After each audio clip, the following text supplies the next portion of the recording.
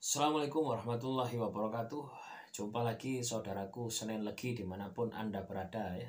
Tema kali ini tentang mendayagunakan kodam ya. Jadi mendayagunakan kodam ini menggunakan kodam untuk keperluan Anda.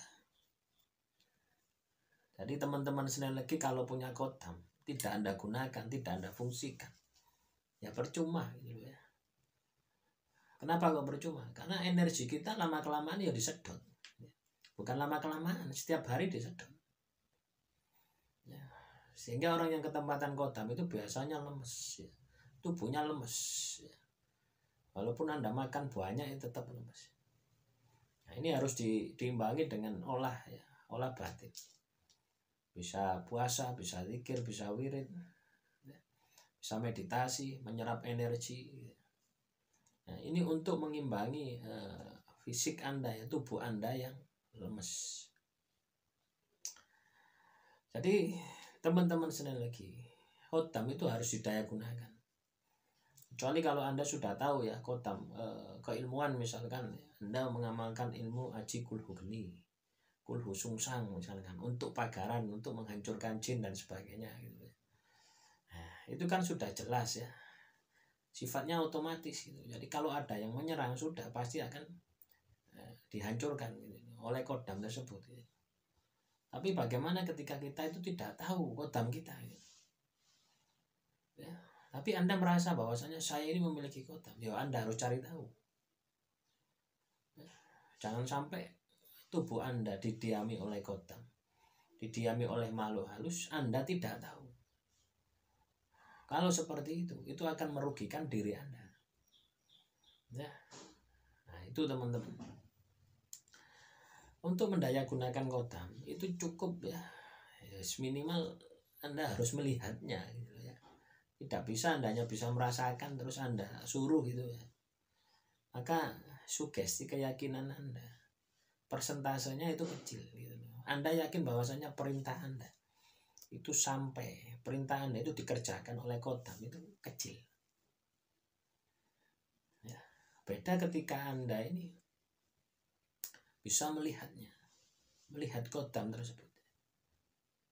Nah, sebenarnya merasakan saja sudah cukup ya. Merasakan terus dalam batin Anda itu yakin bahwasanya apa yang kodam ini kerjakan,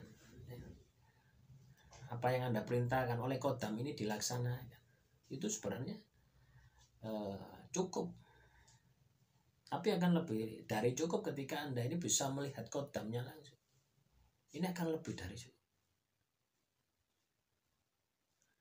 Nah, makanya teman-teman Senin Legi ya, sering-seringlah Anda puasa, sering-seringlah Anda menyendiri, sering-seringlah Anda zikir gitu.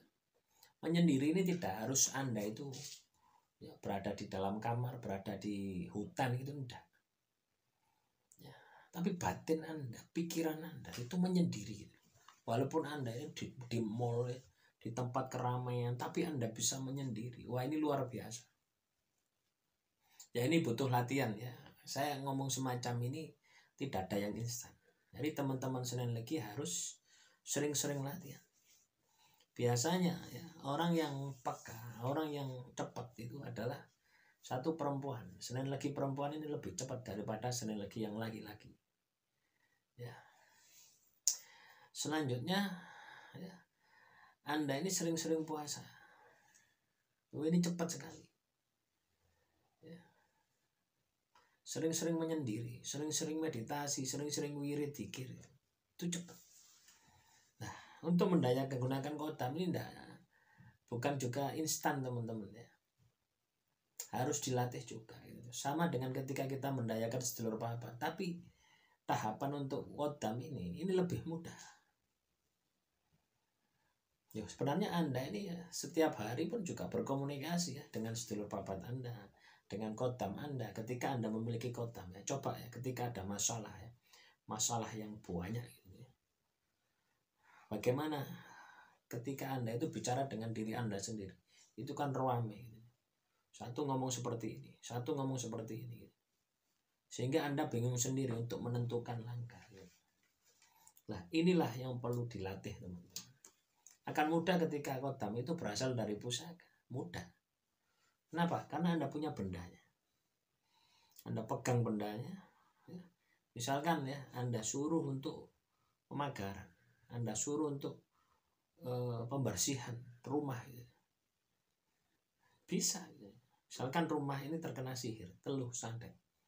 Nah, Anda suruh kodam yang ada di dalam pusaka tadi. Wahai kodam yang ada di dalam pusaka tadi, ya. Kamu usir gitu ya, makhluk halus yang ada di dalam rumah ini yang sifatnya negatif. Biasanya ya kasih dupa, kasih kopi pahit gitu ya. Tergantung ya, nanti akan ada bisikan-bisikan. Itu sebagai upah ya. Intinya seperti itu. Kalau Anda mendayagunakan dengan mendayagunakan kodam ya. Kalau itu pusaka ya, kalau itu amalan, keilmuan ya Anda baca amalan. Baca amalannya berapa kali? Itu sama saja dengan upahnya gitu. Jadi kalau pusaka itu katakanlah minyak atau dupa atau apalah ya, semacam-macam ya, kopi pahit, rokok klopot, biasanya semacam itu. Tapi kalau ilmu keilmuan ya, Anda baca mantranya, Anda puasai, Anda tirakati ya gitu. Baru Anda lihat hasilnya. Apakah yang Anda misalkan ya, Anda punya pusaka. Wahai pusaka, misalkan pusaka Anda Semar Mesem. Wahai pusaka Semar Mesem, aku perintahkan tundukkan hatinya si dia supaya cinta kepada saya. Misalkan ya semacam itu. Nah, ketika berhasil berarti ini berhasil gitu. Itu teman-teman. Tapi kalau Anda bisa melihat kodamnya, ini akan menambah keyakinan keberhasilan Anda. Dan ini akan cepat nanti.